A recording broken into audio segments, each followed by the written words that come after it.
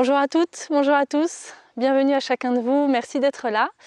Donc je suis en présence de Frédéric Bosquet. Bonjour à toi Frédéric. Salut. Donc tu as accepté notre invitation pour participer au sommet national de la souveraineté alimentaire. Un grand merci à toi, je suis ravie d'être avec toi et de t'avoir parmi nous. Est-ce que tu peux présenter tes axes d'action, ce que tu fais? Alors en fait, je me définis comme un entrepreneur humaniste, c'est-à-dire qui veut remettre l'économie au service de la vie. Et pour ça, en 2013, j'ai décidé de tout arrêter pour me lancer dans un projet sur 10 ans, expérimental, qui vise à créer un éco-hameau dans lequel on va relocaliser 85% de la production vitale à ses habitants, abaisser son empreinte écologique à moins d'une planète, valoriser cette production en monnaie citoyenne locale pour irriguer le territoire de vie de cette force économique qu'on va créer. Et en même temps, on va émettre cette monnaie sous la forme d'un revenu de base inconditionnel pour tous les habitants de cet éco-hameau, d'un euro supérieur au seuil de pauvreté, de telle façon à ce que chaque citoyen ait un revenu qui lui permette de choisir son activité, non pas pour gagner de l'argent, parce qu'il aura déjà un revenu, mais pour choisir une activité qui le réalise. Alors tu animes des stages, tu animes du coaching, tu fais aussi d'autres choses par ailleurs, tu peux nous expliquer? Oui, je m'étais vraiment dédié au démarrage de ce projet pendant 3 ans à 100%, et depuis le mois de juin, j'ai repris une partie de mes activités professionnelles qui sont essentiellement tournées autour de la formation et du coaching en gestion des émotions et du stress, et à l'accompagnement d'organisations en transition pour les aider à passer de la chenille au papillon. Donc tu t'adresses à des professionnels et à des particuliers? Oui, tout à fait. Est-ce que tu peux me parler d'ouvrages que tu as rédigés, que tu as écrits? Alors j'ai écrit 2 livres. Donc le premier s'appelle Alternative humaniste aux éditions Révolution. Donc c'est un livre qui est en 2 parties, dont la première décrit plutôt les dysfonctionnements de notre système financier, et dans sa deuxième partie apporte des solutions locales pour un impact global. Et puis un deuxième livre que j'ai écrit qui s'appelle Les monnaies citoyennes aux éditions Yves Michel. Dans sa première partie en fait, qui explique en fait comment aujourd'hui la monnaie impacte en fait notre économie locale, et dans la deuxième partie comment on peut monter une monnaie complémentaire locale à partir de la base, puisque j'ai travaillé en fait au développement de pas mal de monnaies en France pendant une dizaine d'années. Et le projet Terra, donc aujourd'hui, il en est où? Il est à quel stade à ce jour? Alors le projet Terra donc, est un projet sur 10 ans, donc on a commencé en 2014. Donc pendant 3 ans, on a fait des études, des analyses et de la recherche. On a fait des tours de France en vélo pour aller un petit peu enquêter sur comment se comportaient les différentes parties prenantes de nos territoires de vie, et puis comment les gens vivaient localement et quel type de village ils aimeraient voir au XXIe siècle. Et on a aussi visité 80 lieux, on a fait 12 000 km à vélo pour aller voir un petit peu comment fonctionnaient les habitats partagés, les éco-hameaux, les zones à défendre. Et avec toute cette information, on est revenu ici et on a lancé toute une approche expérimentale de maisons autonomes visant l'autonomie en énergie, en eau, en assainissement et en alimentation. C'est un des premiers prototypes qu'on a construits. Et là, on démarre à la deuxième étape qui a démarré depuis le 21 juin 2017, qui va durer 3 ans, qui, elle, va constituer à construire un éco-hameau complet à partir de maisons autonomes, nourricières, écologiques et démontables. Et en même temps qu'on va construire ces maisons et accueillir des populations, on va aussi relancer des activités économiques de type présentiel et résidentiel, dans l'objectif en fait de relancer l'économie locale et le développement territorial, pour justement instaurer sur une base inconditionnelle dans un village en train de mourir sur le plan démographique et économique. Et à la fin de ces 3 ans, donc dans 3 ans à partir d'aujourd'hui, à partir de 2020-2022, là par contre notre objectif c'est que si le conseil scientifique qui va nous suivre pendant 3 ans, puisqu'on est suivi par un laboratoire qui s'appelle Athémis, si le conseil scientifique pendant 3 ans nous dit ben oui effectivement vous avez eu un impact sur le développement territorial et sur la cohésion sociale, et que cet impact est positif, à ce moment-là, on créera une école de formation de citoyens, d'acteurs locaux, dans un but qui puisse ensuite reproduire toute ou partie de ce qu'on aura découvert dans ces 3 ans d'expérimentation. Alors dans la version longue que nous avons enregistrée avec Frédéric, on va développer tout ce projet et cette approche et cette dynamique dans laquelle vous êtes. On parle aussi de pleine présence, on parle aussi de bien vivre ensemble. Donc il y a plein d'outils que vous utilisez, des inspirations que vous utilisez comme fonctionnement pour faire fonctionner ce projet. Mais pour toi, la pleine présence, en quoi est-ce important pour l'être humain de l'intégrer, de l'apprendre et de la pratiquer? Alors pour moi, la pleine présence, en fait, elle a vraiment 3 fonctions essentielles. La première, c'est nous permettre de nous libérer des représentations qui se sont créées en nous par les expériences qu'on a vécues dans le passé.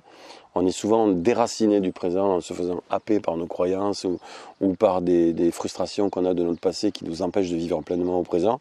Et donc la pleine présence va nous aider à relativiser cette part de nous-mêmes et la transformer en expérience et donc vivre plutôt dans le présent plutôt que dans un passé qui lui par contre est dépassé, c'est vraiment le cas de le dire.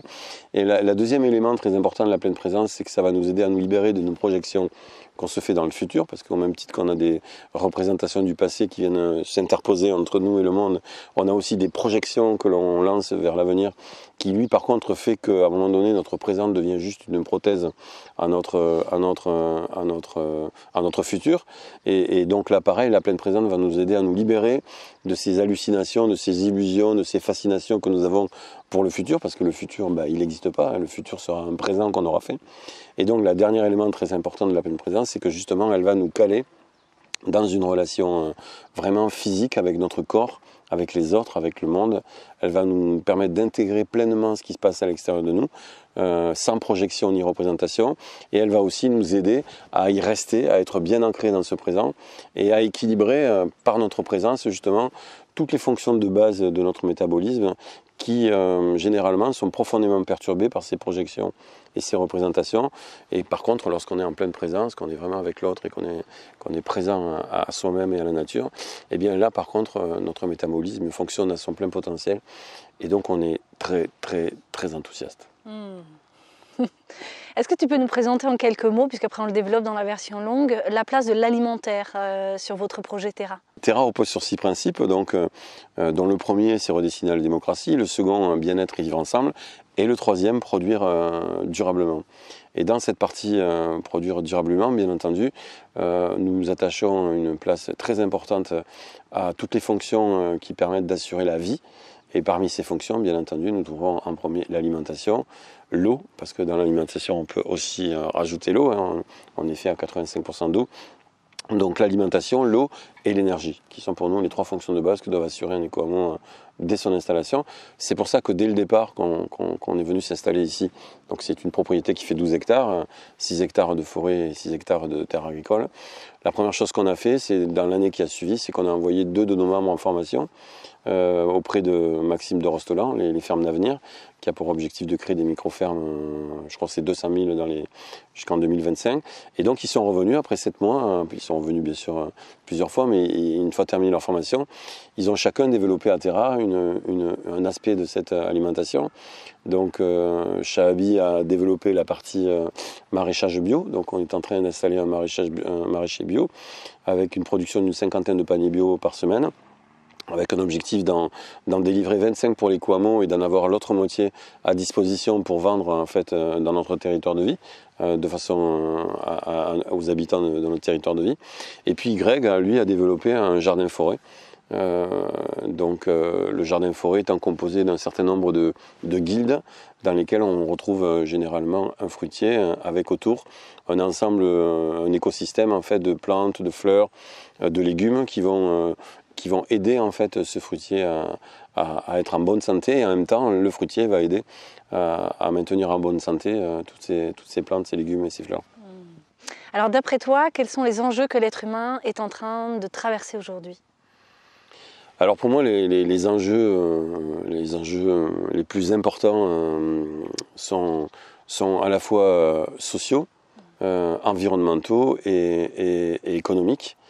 Enjeux sociaux parce que aujourd'hui, malgré cette capacité qu'a notre système de production à produire, en produisant en fait, il appauvrit le corps social.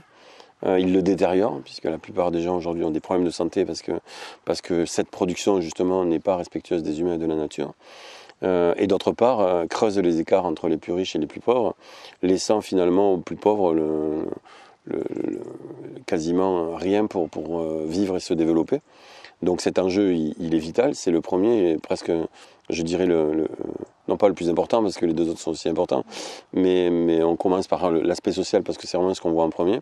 Le second, c'est l'aspect environnemental. Donc le deuxième des enjeux, bien sûr, c'est, on n'arrête pas de le dire, même si notre président américain Trump a du mal encore à le saisir.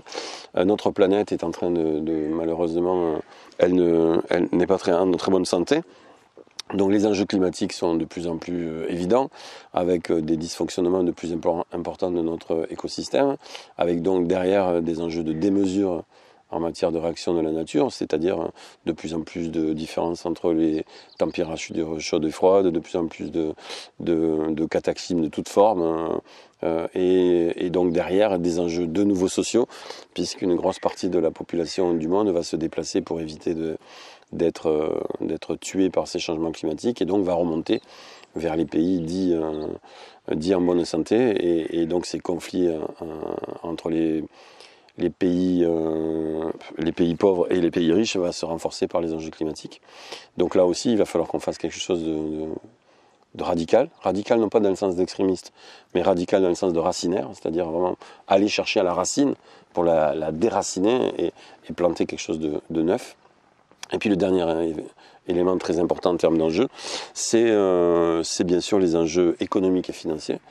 Parce que même si on veut modifier les enjeux sociaux pour justement ramener un écart moindre entre les plus riches et les plus pauvres et faire en sorte que vraiment la civilisation fonctionne bien, si on veut aussi répondre aux enjeux climatiques et les enjeux environnementaux, eh bien que ce soit environnemental ou social, il nous faudra investir de façon massive, avec un retour sur investissement qui aura lieu peut-être dans 20 ou 30 ans. Et pour ça, il va falloir qu'on se tourne vers la partie économique et financière pour qu'elle réponde à ses besoins nouveaux. Et malheureusement, aujourd'hui, cette partie économique et financière, elle est confisquée par quelques parties prenantes qui ont des comportements vraiment de vautours, enfin même pas les vautours, puisque les vautours, ils mangent des cadavres, donc eux, ils mangent des gens vivants. Donc du coup, ils sont vraiment dans une situation absolument détestable, et alors qu'on n'a jamais eu autant d'argent sur les marchés financiers, qu'on n'a jamais eu autant de capacité à produire ce dont on a besoin, eh bien aujourd'hui c'est confisqué par quelques-uns qui ramènent à eux 98% des transactions en monnaie, 98%, c'est-à-dire qu'il n'y en a pas beaucoup qui restent pour l'économie réelle, et donc il va nous falloir trouver un moyen pour faire redescendre en fait cette monnaie vers les territoires de vie et faire en sorte qu'elle irrigue les territoires de vie, un petit peu comme une rivière irriguerait les territoires quand elle coule et ferait pousser de magnifiques végétations. Qu'est-ce qui t'a donné envie de participer à notre sommet national de la souveraineté alimentaire ? Ah ben, je dirais deux choses. La première, toi, parce que nous nous sommes rencontrés et j'ai appris l'engagement que tu avais dans le monde et je trouvais ça super. Et donc quand tu me l'as proposé, ça a été un vrai plaisir, même s'il y a eu un petit couac que nous vous révélerons pas. Mais en tout cas, on l'a fait et on est super content de le faire. Donc effectivement, j'ai voulu... voilà. Et la seconde, c'est parce qu'effectivement, pour moi, un des enjeux de Terra, c'est la souveraineté tout court, qui s'applique bien sûr à l'alimentation, mais qui s'applique aussi à l'eau, à l'énergie, à la construction, à la mobilité, à l'information. Et donc, bien sûr, comment ne pas répondre à l'appel de ce sommet de la souveraineté alimentaire. C'est ce que j'aime et c'est ce qui me rend vraiment ravie de vous avoir parmi nous, parce que voilà, ce que tu nous apportes, parce que vous nous apportez à travers toi, parce que Terra, vous êtes plusieurs, dans votre démarche, c'est vraiment un enrichissement qui me paraissait fondamental à proposer et à offrir dans le cadre de ce sommet. Donc un grand merci, parce que vraiment, c'était très émouvant ce que tu nous as partagé. Merci à toi, merci à vous. Ouais, que je vais diffuser donc très prochainement. Donc nous avons mis en place une plateforme de financement participatif pour nous aider à financer la réalisation de toutes ces vidéos inspirantes pour vous, qui vous seront offertes sur une plateforme web. Donc c'est sur inscription et vous recevrez tous les liens pour recevoir tout ce contenu inspirant. Donc ça va être du 15 novembre au 6 décembre. Ça y est, les dates sont déterminées. Donc n'hésitez pas à vous inscrire. Je voudrais savoir pour toi en quoi c'est important de nous soutenir financièrement aussi sur notre action. Je pense que la monnaie, c'est une forme de distinction sociale. L'article 1er des droits de l'homme de 1789 dit très clairement: les hommes naissent libres et égaux en droit. Ça, c'est la première partie que tout le monde connaît. Mais la seconde, elle dit: les distinctions sociales sont fondées sur l'utilité commune.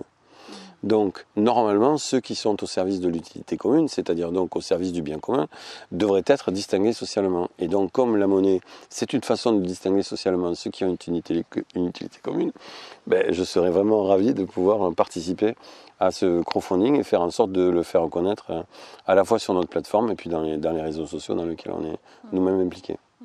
Merci. Mais de rien.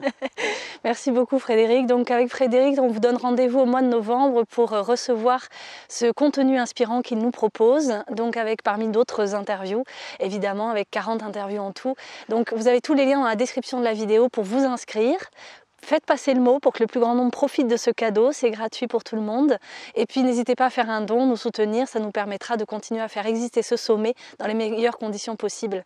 Donc merci à vous, prenez soin de vous, prenez soin des autres et prenez soin de la Terre. Ciao, bye bye. Salut.